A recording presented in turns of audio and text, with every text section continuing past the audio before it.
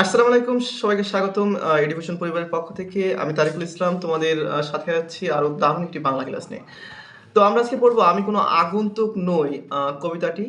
এবং কবিতাটি লিখেছেন কিন্তু কবি আহসান হাবীব। এটা কিন্তু খুব সুন্দর একটা ছন্দের মাধ্যমে কিন্তু তোমাদের কিন্তু বোঝানো হয়েছে এই কবি পরিচিতির সম্পর্কে। তো তোমরা একটু দেখে নেবে। তো আমরা কবিতাটি পড়ার আগে আমরা চলে যাব এর একদম নিচে যে শব্দ অর্থ টিকা আছে সেইটার দিকে। তাহলে কিন্তু তোমাদের কবিতাটা বুঝতে কিন্তু একটু সুবিধা হবে। অর্থাৎ আসমান। আসমান শব্দের অর্থ কিন্তু আকাশ। সাক্ষী বলতে তো আমরা বুঝি যে আসলে কোনো কিছু প্রমাণের সাপেক্ষে কিন্তু সাক্ষী কিন্তু দাঁড় করানো হয়। অনেকে বলে যে আমি চুরি করিনি, আমার বন্ধু কিন্তু সাক্ষী আছে। ওই বন্ধুটাও কিন্তু অনেক সময় কিন্তু চুরির সাথে কিন্তু আসলে জড়িত থাকে। তো সাক্ষী সাক্ষী বলতে আসলে আমরা সবাই বুঝি। তারপর আসে জমিন। জমিন শব্দের অর্থ ভূমি, অর্থাৎ আ আ ভূমি বোঝানো হয়, অর্থাৎ মাটি যেটা সেটা বোঝানো হয়। নিশিরাত অর্থাৎ নিশীথ রাত্রির গ্রামীণ কক্ষরূপ, অর্থাৎ গভীর রাত বোঝানো হয়েছে। অভ্যাগত অর্থাৎ গৃহে এসেছে এমন ব্যক্তি, আগন্তুক, আ নি আ নিমন্ত্রিত অতিথি, অর্থাৎ আ গৃহে এসেছে এমন কোনো ব্যক্তি আগন্তুক, অর্থাৎ যে এসেছে বা নিমন্ত্রণ করা হয়েছে এমন কোনো অতিথি। ধানের মঞ্জরি অর্থাৎ এক কথায় যেটাকে বলি আমরা ধানের শীষ বা মুকুল। নিশিন্দা গ্রামীণ এক ধরনের আসলে গাছ। গ্রামীণ এক ধরনের গাছ। জমিলার মার সব চিনি, অর্থাৎ যে লেখক আছে তিনি কিন্তু আসলে জমিলার মা। জমিলার মাকে তিনি আসলে এমন এক ধরনের একটা চরিত্র হিসেবে উপস্থাপন করেছেন যে তিনি আসলে গরিব অভাবী শ্রেণীর প্রতিনিধি একজন, এবং তাদের ঘরে আসলে অভাবের কারণে আসলে রান্না-বান্না ঠিকমতো আসলে হয় না, এবং সেই কারণে কিন্তু বেশিরভাগ সময় তাদের রান্নাঘর যেটা আছে সেটা কিন্তু আসলে শূন্য আ থাকে, এবং তাদের রান্না করার খাদ্য উপাদান আসলে তাদের নেই। মূলত এই কারণেই আসলে তাদের রান্না-বান্না হয় না। আর যেহেতু লেখক তাকে আসলে চেনে না, এই কারণে তিনি আসলে বোঝাতে চেয়েছেন যে তিনি আসলে অভ্যাগত নয়। তিনি আসলে জমিলার মার আসলে সব আসলে চেনেন। অর্থাৎ সেই বিষয়টা কিন্তু আসলে লেখক বোঝাতে চেয়েছেন। তারপর স্নিগ্ধ মাটির সুবাস, অর্থাৎ মাটির মিষ্টি যে গন্ধ সেটাকে কিন্তু আসলে আ বোঝানো হয়েছে। অর্থাৎ মায়াবী ও আকর্ষণীয় গ্রাম বাংলার যে রূপ সেটাই কিন্তু আসলে তুলে ধরেছেন লেখক। দুপাশে ধানের ক্ষেত, আমার অস্তিত্ব গাথা। অর্থাৎ লেখক কিন্তু আসলে আ গ্রামীণ জীবনে কিন্তু আসলে বেড়ে উঠেছেন। গ্রামের মাঠ-ঘাট, পথ-প্রান্তরের মতো ক্ষেতের সরু পথ, তার পাশে ধানের সমারোহ, এবং একটু এগেলে বিশাল নদীর কিনারায় কবির মনের ভিতর অস্থিমজ্জায় গ্রথিত হয়ে আছে। এরা সবাই আ কবির খুবই চেনা। অনেকে বলে না, "তুই আমার প্রাণে হাড়ের ভিতরে অস্থিমজ্জা আসলে গেঁথে আছে।" অর্থাৎ ঠিক তেমনি দুপাশে যে ধানের ক্ষেত, আমার অস্তিত্ব গাথা। কবি আসলে ঠিক এই ধরনের অনুভূতি আসলে প্রকাশ করার কিন্তু আসলে চেষ্টা করেছেন। তো এই কবিতাটা দ্বারা আসলে লেখক আসলে মূলত মূল ভাবটা আসলে কি বোঝানো হয়েছে? তো জন্মভূমির সঙ্গে মানুষের আজীবন সম্পর্ক। এর সবকিছুই তার মনে হয় কত চেনা, কত জানা। ভূমির মধ্যে শিকড় গেড়ে থেকে মানুষ তার সমগ্র দেশকে আপন করে পায়। এই অনুভূতি তুলনাহীন। দেশ মানে তো শুধু চারপাশের প্রকৃতি নয়, একে আপন সত্তায় অনুভব করা। আর দেশকে অনুভব করলে দেশের মানুষকেও আপন মনে হবে। এই কবিতায় সেই অনুভবই আন্তরিকতার মমতায় সুন্দরভাবে তুলে ধরেছেন কবি। তিনি উচ্চারণ করেছেন যে তিনি আসলে এই দেশে বা তার যে স্থানটা আছে, তার জন্মভূমি আছে, সেখানে কিন্তু আসলে তিনি কিন্তু আগন্তুক না, অর্থাৎ বাইরে থেকে কিন্তু উড়ে এসে জুড়ে বসা কোনো অতিথি নয়। তিনি কিন্তু আসলে এখানকারই মানুষ, এবং এই কারণে যে আসমান জমিনের ফুল এবং জমিলার মা সবাই কিন্তু আসলে তাকে চেনেন, এবং তিনি কিন্তু আসলে কদম আলী সহ আরো অনেক মানুষকে তার প্রমাণস্বরূপ কিন্তু আসলে বলেছেন, এবং পলিমাটির যে গন্ধ এবং লাঙলের জোয়ালে যে আ ফসল ফলায়, সেই লাঙল আর মাটির গন্ধও কিন্তু তার হাত এবং শরীরে লেগে আছে। সেই বিষয়টাও কিন্তু কবি কিন্তু প্রমাণস্বরূপ কিন্তু আসলে আ তুলে ধরেছেন। ধান ক্ষেত আর ধু, ধু নদীর কিনারা, অর্থাৎ এই গ্রামীণ জীবনের জনপদের সঙ্গে তার জীবন আসলে বাঁধা। এই হচ্ছে তার অস্তিত্ব।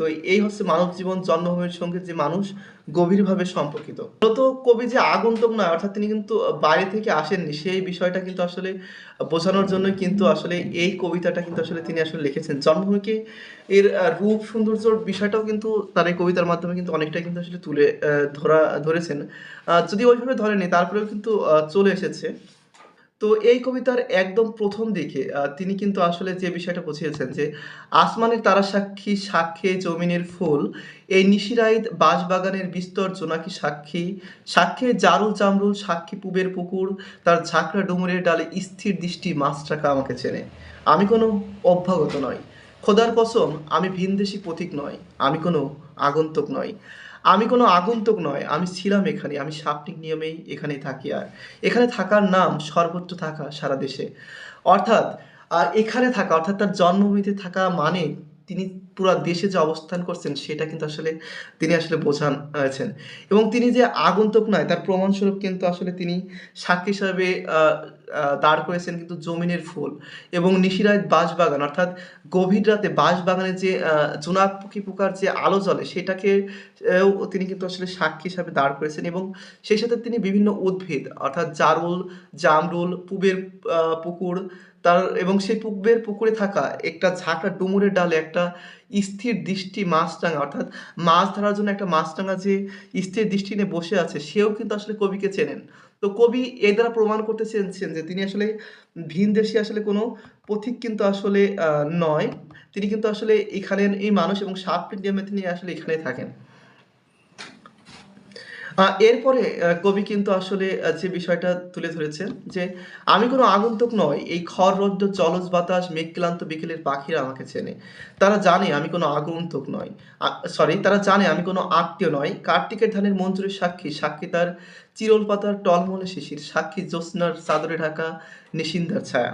অর্থাৎ কবি যে এখানের কোনো অতিথি নয় বা উড়ে আসে জুড়ে বসা কোনো আগন্তুক নয় সেটা বোঝানোর নিরিখে তিনি কিন্তু আরো কিছু প্রমাণ কিন্তু আসলে উল্লেখ করেছেন যে এই খর-রৌদ্র জলজ বাতাস অর্থাৎ আ বাতাসটা কিন্তু আসলে রৌদ্র স্নাত এবং তাতে কিন্তু জলজ অর্থাৎ বাতাসে কিন্তু জলীয় বাষ্পের কিন্তু আসলে উপস্থিতি রয়েছে এবং মেঘক্লান্ত বিকেলের পাখিরা অর্থাৎ সারাদিন খাবার সংগ্রহের পরে পাখিরা যখন আ ক্লান্ত হয়ে যায়, সেই ক্লান্ত বিকেলের যে পাখিরা আছে সেই পাখিরাও কিন্তু আসলে লেখককে আসলে চেনেন। তারা জানে তারা কোনো আত্মীয় না। অর্থাৎ তারা কোনো লেখক যে কোনো আত্মীয় নয় সেই বিষয়টাও কিন্তু জানেন। এরপরে কার্তিকের ধানের মঞ্জুরি সাক্ষী অর্থাৎ কার্তিক মাসের যে ধানের যে মঞ্জুরি অর্থাৎ ধানের যে শীষ হয় সেই শীষ কিন্তু আসলে লেখককে চেনেন এবং শুধু শীষ নয় এবং সেই যে ধান গাছ আছে তার যে চিরল পাতা হয় অর্থাৎ লম্বা যে পাতা হয়, সেই পাতায় যে শিশিরগুলো জমে সেই শিশিরগুলোও কিন্তু আসলে কবিকে চেনেন। এবং সাক্ষী জ্যোৎস্নার চাদরে ঢাকা নিশিন্দার ছায়া। অর্থাৎ জ্যোৎস্না ভরা যে নিশিন্দার যে ছায়া আছে সেটাও কিন্তু আসলে কবিকে চেনেন। শুধু যে প্রকৃতি চেনে তা কিন্তু আসলে নয়। আ আ এবং বাংলার যে মানুষ আছে সেই মানুষের অনেকেই কিন্তু আসলে তাকে খুব কাছ থেকে চেনেন। তার মধ্যে তিনি প্রমাণস্বরূপ কিন্তু অকাল বার্ধক্যে নত কদম আলী, তার ক্লান্ত চোখের আধার আমি চিনি, আমি তার চিরচেনা স্বজন একজন। অর্থাৎ অকাল বার্ধক্যে অর্থাৎ খুব অল্প বয়সে বার্ধক্যে নত অর্থাৎ অসুখে নত হওয়া মানে অসুখের অর্থাৎ অসুখ বা রোগের সাথে কিন্তু পেরে না ওঠা কদম আলী তার ক্লান্ত চোখের আধার অর্থাৎ আ সে যে রোগের কারণে আসলে ক্লান্ত হয়ে উঠেছে সেই বিষয়টা বোঝানোর জন্য কিন্তু তার চোখের আধারের সাথে তুলনা করা হয়েছে। তিনি কিন্তু তাকেও চেনেন এবং তার খুব চিরচেনা একজন স্বজন অর্থাৎ আ চিরচেনা একজন আত্মীয় কিন্তু এই লেখক। উম তিনি কিন্তু আরো একজনের কথা বলেছেন। তিনি কিন্তু আসলে আ জমিলার মা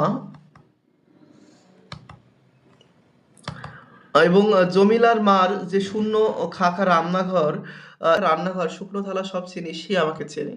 অর্থাৎ জমিলার মার যে আছেন তিনিও অর্থাৎ তিনি একজন তার প্রতিবেশী এবং তার ঘরে অভাব-অনটনের কারণে কিন্তু বেশিরভাগ সময় কিন্তু রান্না হতো না এবং সে কারণে কিন্তু তার শূন্য রান্নাঘর, শুকনো থালা কিন্তু সবসময় কিন্তু আসলে শুকনোই থাকতো। এবং সেই কারণে কিন্তু রান্না হতো না। মিলার মা তিনিও কিন্তু আসলে লেখককে চেনেন এবং তার ঘরে কিন্তু অধিকাংশ সময় রান্না না হওয়ার কারণে কিন্তু থালাগুলো কিন্তু সবসময় কিন্তু শুকনো থাকতো। এবং এই শুকনো থাকার কারণে এবং সেই শুকনো থালাগুলোও কিন্তু আসলে লেখককে কিন্তু লেখককে কিন্তু আসলে চেনে এবং জমিলার মাও কিন্তু আসলে তাকে চেনে। সেই বিষয়টা কিন্তু আসলে তুলে ধরেছেন। হাত রাখো বইটায় লাঙলে, দেখো আমার হাতের স্পর্শ লেগে আছে কেমন গভীরে। দেখো মাটিতে আমার গন্ধ, আমার শরীরে লেগে আছে স্নিগ্ধ মাটির সুবাস। আমাকে বিশ্বাস করো আমি কোনো আগন্তুক নই। অর্থাৎ তিনি কিন্তু মাটির একজন মানুষ ছিলেন। অর্থাৎ আ যে লাঙলের বৈঠা আছে সেখানেও যদি স্পর্শ করেন, সেখানেও কিন্তু সেই মাটিতেও কিন্তু আসলে লেখকের গন্ধ কিন্তু আসলে খুঁজে পাবেন। কারণ তার শরীরে আসলে এই মাটির ঘ্রাণই কিন্তু আসলে লেগে আছে। দুপাশে ধানের ক্ষেত, সরু পথ, সামনে ধূ নদীর কিনারা, আমার অস্তিত্ব গাথা। অর্থাৎ দুপাশে ধানের ক্ষেত, সরু পথ অর্থাৎ ধানের ক্ষেতের মাঝখানে বয়ে যাওয়া যে সরু পথ এবং তার সামনে ধু নদীর কিনারা। আমার অস্তিত্ব গাথা। আমি এই উধাও নদীর এক মুগ্ধ অবোধ বালক। অর্থাৎ আ এই লাইনটা কিন্তু বেশ একটা সুন্দর একটা লাইন। এখান থেকে কিন্তু ক্ষয়ের একটা প্রশ্ন আসতে পারে। যে আমি এই উধাও নদীর এক মুগ্ধ অবোধ বালক। অর্থাৎ কালের ক্রমান্বয়ে কিন্তু তার সামনে থাকা তার যে এলাকার নদীটা আছে সেই নদীটা কিন্তু আসলে হারাতে বসেছে এবং সেই কারণে তিনি কিন্তু আসলে তাকে উধাও নদীর মুগ্ধ এক বালক হিসাবে তুলনা করেছেন। তো আজকের মতো ক্লাস এখানে শেষ করছি। পরবর্তীতে আরো সব দারুণ ক্লাস নিয়ে কিন্তু তোমাদের সামনে হাজির হব। তো এডুকেশনের সাথে থাকতে হবে এবং দারুণ ক্লাস পাওয়ার জন্য কিন্তু অবশ্যই এডুকেশনকে কিন্তু ফলো করতে হবে। আল্লাহ হাফেজ।